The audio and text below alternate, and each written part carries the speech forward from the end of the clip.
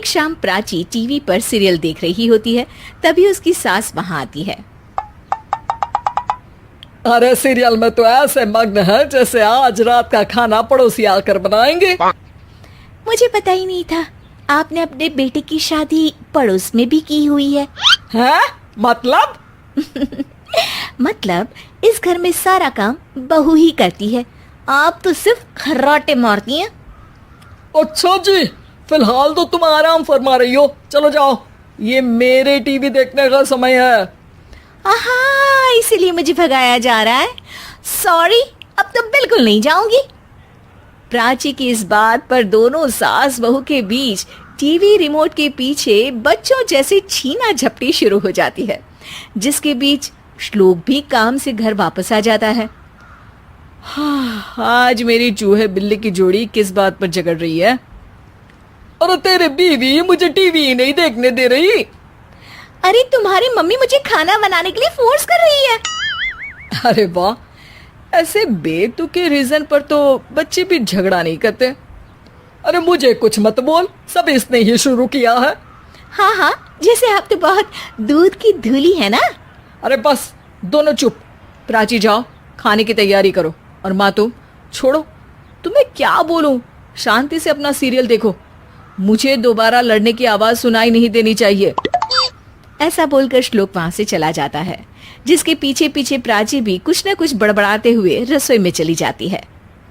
हाँ हाँ, सासू जी को तो कुछ बोलेंगे ही नहीं, बस मुझ पर ही हुक्म चलता है, खाना बनाओ, जैसे मैं इनके घर में खाना बनाने के लिए आई हूँ।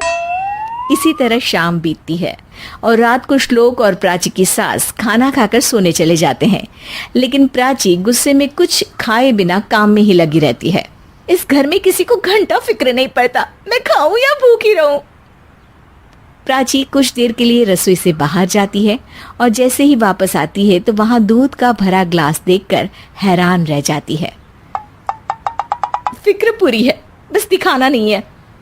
प्राची दूध पीकर सोने चली जाती है और अगली सुबह एक बार फिर सास बहू का कार्टून नेटवर्क स्टार्ट हो जाता है। ये तुमने ही किया है। अरे अजीब जबरदस्ती है, मैं बोल रही हूँ मैंने कुछ नहीं किया। दोनों ने मिलकर पूरे घर को पागल खाना बनाया हुआ है। यहाँ कोई नॉर्मल इंसान तो रह ही नहीं सकता, इसीलिए अब पड़ोसी क्या रिश्तेदार भी घर आने से कतराते हैं। और सुन बेटे, तू भी चंगा, तेरी माँ भी चंगी, तेरी बीवी भी चंगी, रिश्तेदार। हाँ जी, आपको नहीं पता क्या, गंगाधर ही शक्तिमान है, रिश्तेदार ही। हाँ हाँ, बस समझ गया।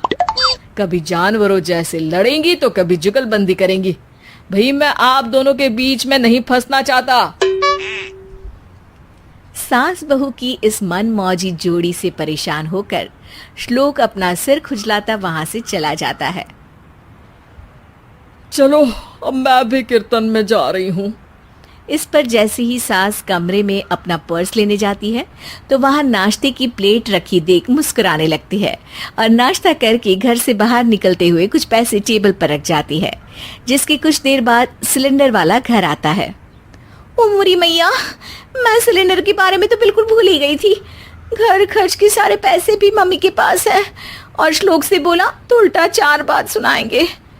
प्राची ये सोच ही रही होती है कि अचानक उसका चेहरा चमक उठता है और वो घर में आकर इधर उधर देखने लगती है। तभी उसकी नजर टेबल पर रखे पैसों पर पड़ती है, जिन्हें वो सिलेंडर वाले को दे देती है। ये सब श्लोक देख लेता है। अच्छा बेटे, इतना बड़ा घोटाला, सबके सामने मैं तेरी दुश्मन और पीठ पीछे तेरी मेरी यारी। इस पर श्लोक एक प्लान बनाता है और शाम को सब एक साथ बैठे होने पर बोलने लगता है। माँ, तुम दोनों की बहुत लड़ाई होती है, इसलिए मैं सोच रहा हूँ कि प्राची को उसके घर छोड़ाऊं, इससे वो भी खुश रहेगी और तुम भी। अचानक श्लोक की ये बात सुनकर सास बहू शौक से उसकी तरफ देखती हैं। अरे ऐसे कैसे घर छोड़ाओगे, मुझे कहीं नहीं जाना। अरे तुमने बोला नहीं पर मैंने सुन लिया, तुम्हें मम्मी के साथ रहना अच्छा नहीं लगता, मुझे पता है। अरे वाह, अरे जब बहू खुद कुछ काम बोले तो वो तुझे सुनता नहीं, और अब जो इसने बोला ही नहीं वो तू समझ गया। जब उसे नहीं जाना तो फिर जबरदस्ती क्यों कर रहा है? अच्छा, फिर आपको मौसी के घर छोड़ाता हूँ, बस अब आप दोनों एक घर में एक छत के नीचे नहीं रह सकती। मैं इस टॉम एंड जेरी की जोड़ी को और नहीं झेल सकता। है? ऐसे कैसे नहीं रह सकते? तुम्हें इतनी दिक्कत है तो तुम्हारा बोरिया बिस्तर पैक कर देती हूँ, लेकिन मम्मी जी कहीं नहीं जाएंगी। बिल्कुल यही सुनना था मुझे। अगर दोनों में इतना ही प्यार है फिर हर वक्त ये लड़ाई का नाटक क्यों करती हो? देखा मैंने कैसे माँ किचन में दूध रखती है और तुम उनके लिए कमरे में नाश्ता रखती हो, और कैसे वो पहले ही तुम्हारी दिक्कत समझकर घर में पैसे रखकर बाहर जाती है। अरे भाई, इतना ड्रामा तो डेली सोप में भी नहीं होता जितना तुम दोनों ने इस घर में फैलाया हुआ है। तू हमें टॉम एंड जेरी बोलता है ना, तो याद कर वो दोनों भी एक दूसरे को बाहर वालों की बुरी नजर से बचाने के लिए हमेशा सबके सामने लड़ते थे, लेकिन अकेले में दिक्कत के समय मदद भी तो करते थे। बस हमारा रिश्ता भी कुछ ऐसा ही है। और वैसे भी अगर सास बहू में तू मैं नहीं होती तो दुनिया वालों को कहानियां कैसे मिलेंगी?